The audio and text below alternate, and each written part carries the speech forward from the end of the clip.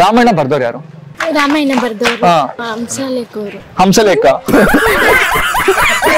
ಆಂಜನೇಯ ರಾಮನ್ಗೆ ಏನಾಗ್ಬೇಕು? ಅವರು ಅಣ್ಣ ತಮ್ಮಂದ್ರು. ಎಷ್ಟು ವರ್ಷ ವನವಾಸಕ್ಕೆ ಹೋದ್ರು? 14. ಎಲ್ಲಿ?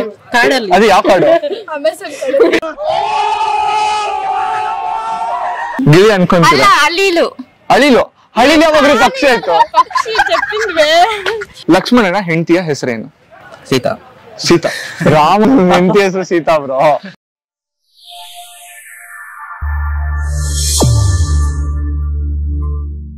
ಎಲ್ರಿಗೂ ನಮಸ್ಕಾರ, ನಾನು ವಿನಯ್ ಕುಮಾರ್. ಇದೇ ತಿಂಗಳು 22 ಅಯೋಧ್ಯೆಯಲ್ಲಿ ರಾಮ ಮಂದಿರ ಉದ್ಘಾಟನೆ ಆಗ್ತಾ ಇದೆ. ಪ್ರತಿಯೊಬ್ರು ಖುಷಿ ಪಡುವಂತ ವಿಚಾರ. ಆದ್ರೆ ಎಷ್ಟೋ ಜನಕ್ಕೆ ರಾಮನ್ ಬಗ್ಗೆ, ರಾಮಾಯಣದ ಬಗ್ಗೆ ಎಷ್ಟೋ ವಿಚಾರಗಳು ಗೊತ್ತಿಲ್ಲ. ಇವತ್ತು ನಾನು ನಮ್ಮ ಮಹಾಜನತೆ ಹತ್ರ ಹೋಗಿ ಇದ್ರ ಬಗ್ಗೆನೇ ಒಂದಿಷ್ಟು ಪ್ರಶ್ನೆಗಳನ್ನ ಕೇಳ್ತೀನಿ. ಅದಕ್ಕೆ ಅವ್ರು ಹೇಗೆಲ್ಲ ಉತ್ತರ ಕೊಡ್ತಾರೆ ಅಂತ ವಿಡಿಯೋನ ಪೂರ್ತಿಯಾಗಿ ನೋಡಿ. ಎಷ್ಟೋ ಪ್ರಶ್ನೆಗಳಿಗೆ ಉತ್ತರನ ನೀವು ಕೂಡ ಮರ್ತಿರ್ಬೋದು. ಹಾಗೆ ನಿಮ್ಮ ಅನಿಸಿಕೆಗಳನ್ನ ಕಮೆಂಟ್ ಮೂಲಕ ಕಮೆಂಟ್ ಮಾಡಿ ತಿಳಿಸೋದನ್ನ ಮರಿಬೇಡಿ. ಇವಾಗ ಡೈರೆಕ್ಟ್ ಹೋಗಿ ಅವ್ರನ್ನ ಮಾತಾಡ್ಸೋಣ ಬನ್ನಿ. ಜಾನ್ವರಿ 22 ಏನ್ ವಿಶೇಷ? ಗೊತ್ತಿಲ್ಲ.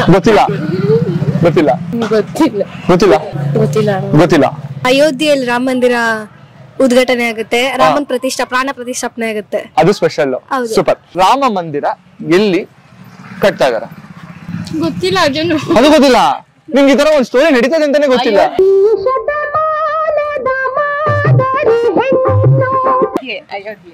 ಅಯೋಧ್ಯೆ. ಸೂಪರ್. ಏನಕ್ಕೋಸ್ಕರ ರಾಮ ಮಂದಿರನ ಅಯೋಧ್ಯೆಯಲ್ಲಿ ಕಟ್ತಾ ಇದಾರೆ? ಓಕೆ, ನಿಜ ಹೇಳಿ, ನೀವು ನ್ಯೂಸ್ ನೋಡೋದೇ ಇಲ್ವಾ? Instagram, Facebook? ಅರೆ ಮೇರಿ ಲಡ್ಕಿ, ನಿನ್ನಂತವ್ರು ಇನ್ನೂ ಈ ದೇಶದಲ್ಲಿ ಇದಾರಾ? ನಂದು ತಪ್ಪು, ನಾನು ಕ್ವಶನ್ ಕೇಳಬಾರ್ದಿತ್ತು. ಇದ್ರ ಬಗ್ಗೆ ನಂಗೆ ಗೊತ್ತಿಲ್ಲ. ಓಕೆ, ಏನಕ್ಕೋಸ್ಕರ ಅಯೋಧ್ಯೆಯಲ್ಲೇ ಕಟ್ತಾ ಇದಾರೆ ಅಂತ ಹೇಳ್ತೀನಿ. ನಮ್ಮ ಹಿಂದೂ ಪುರಾಣದ ಪ್ರಕಾರ ರಾಮ ಹುಟ್ಟಿದ್ದು ಅಯೋಧ್ಯೆಯಲ್ಲಿ ಅಂತ ನಾವು ನಂಬ್ತೀವಿ. ಸೊ ಅಲ್ಲಿ ರಾಮ ಮಂದಿರ ಇತ್ತು.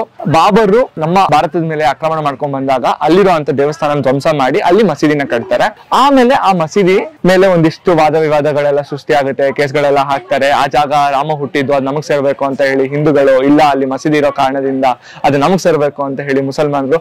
ಇದೇ ತರ ಎಷ್ಟೋ ವರ್ಷಗಳ ಕಾಲ ಅಲ್ಲಿ ವಾದ ವಿವಾದ ನಡ್ಕೊಂಡ್ ಬಂದು ಆಮೇಲೆ ಅಯೋಧ್ಯೆನ ಹಿಂದೂಗಳಿಗೆ ಮೀಸಲಾಗಿದೆ ಅಂತ ಹೇಳಿ ಕೋರ್ಟ್ ಅಲ್ಲಿ ತೀರ್ಮಾನ ಆಗುತ್ತೆ. ಅದಕ್ಕೋಸ್ಕರ ಅಲ್ಲಿ ರಾಮ ಮಂದಿರನ ಕಟ್ತಾರೆ. ಸೊ ಇದೊಂದು ಸಿಂಪಲ್ ಇನ್ಫಾರ್ಮೇಶನ್. ಏನಕ್ಕೆ ಪ್ರಶ್ನೆ ಕೇಳಕ್ಕಿಂತ ಮುಂಚೆ ಗೊತ್ತಿರ್ಲಿ ಅಂತ ಹೇಳಿದೆ. ಓಕೆನಾ? ಇವಾಗ ಆಕ್ಚುಲ್ ಕ್ವಶನ್ಸ್ ಗಳನ್ನ ಕೇಳ್ತೀನಿ. ಅಯೋಧ್ಯ ಯಾವ ಒಂದು ರಾಜ್ಯದಲ್ಲಿದೆ? ಡೆಲ್ಲಿ. ಗೊತ್ತಿಲ್ಲ. ಉಜ್ಜಯಿನಿ ಅಲ್ಲ, ಡೆಲ್ಲಿ. ಗೊತ್ತಿಲ್ಲ. ಶ್ರೀಲಂಕಾ. ಗುಜರಾತ್.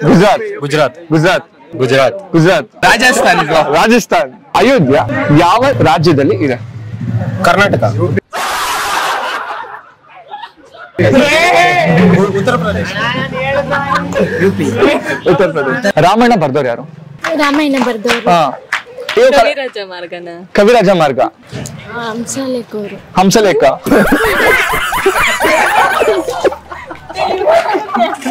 ಮೀನಾಕ್ಷಿ,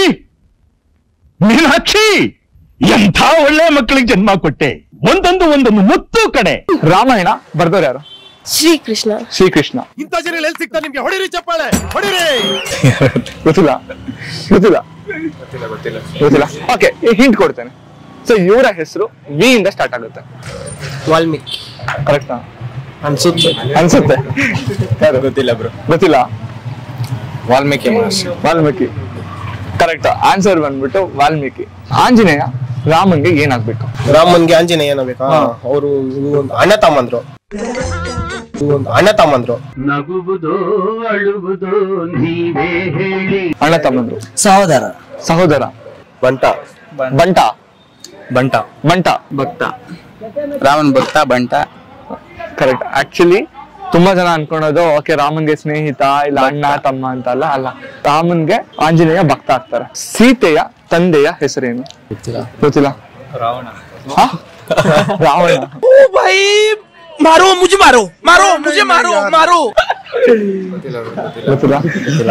ಗೊತ್ತಿಲ್ಲ. ಜನಕ ಮಹಾರಾಜ. ಕರೆಕ್ಟ್. ರಾಮನ ತಂದೆಯ ಹೆಸರೇನು? ಪುರುಷೋತ್ತಮ. ಅಲ್ಲ ಬ್ರೋ, ದಶರಥ ಮಹಾರಾಜ.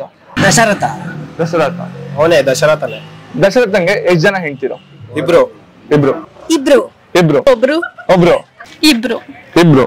ಆನ್ಸರ್ ತಪ್ಪು. 3 ಜನ ಬ್ರೋ. 3 ಜನ. ಹೆಸರು ಹೇಳಿ ಬ್ರೋ. ಸುಮಿತ್ರೆ, ಕೌಸಲ್ಯ.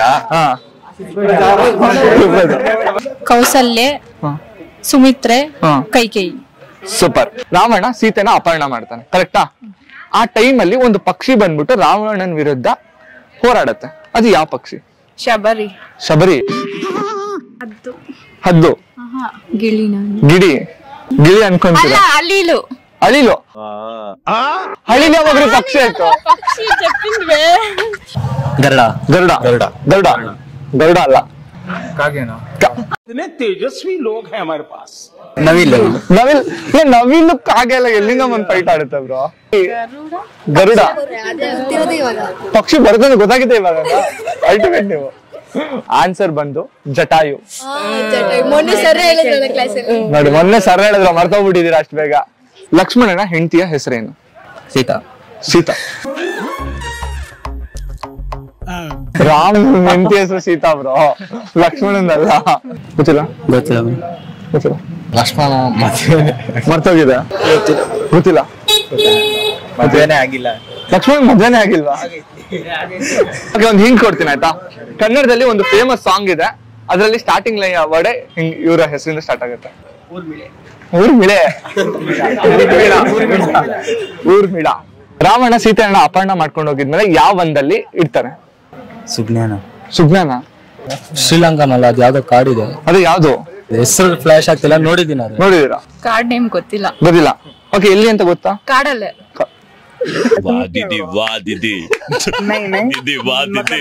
ಓಕೆ, ಯಾವ್ದು? ಇಲ್ಲ. ಬಾನಿ. ಬಾನಿ ಬರುತ್ತೆ. ಅಶೋಕವನದಲ್ಲಿ ಅಂತ ಗೊತ್ತು. ಅಶೋಕವನ, ಕರೆಕ್ಟ್. ಅಶೋಕವನದಲ್ಲೇ ಇಡೋದು. ರಾಮಾಯಣದಲ್ಲಿ ಎಷ್ಟು ಚಾಪ್ಟರ್ ಗಳಿದಾವೆ, ಅಂದ್ರೆ ಎಷ್ಟು ಕಂದಗಳಿವೆ? 300 ಚಿಲ್ಲರೆ. 300 ಚಿಲ್ಡ್ರೆ ಬ್ರೋ. 28. ನೀವು ಅಲ್ಲೆಲ್ಲ ಕಣ್ಣಲ್ಲೆಲ್ಲ ಕೇಳ್ಬೇಡಿ. 90 ಪ್ಲಸ್. 5. 5. 7. 7 ಬ್ರೋ. 7. ಗೊತ್ತಿಲ್ಲ. ಕರೆಕ್ಟ್. ಆನ್ಸರ್ ಬಂದ್ಬಿಟ್ಟು 7 ಇದೆ.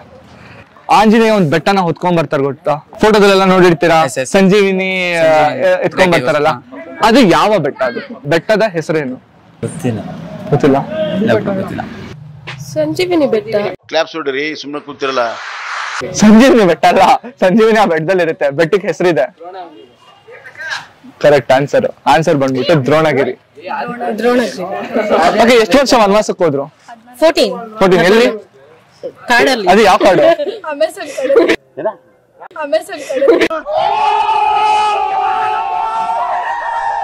ಅಮೆಜಾನ್.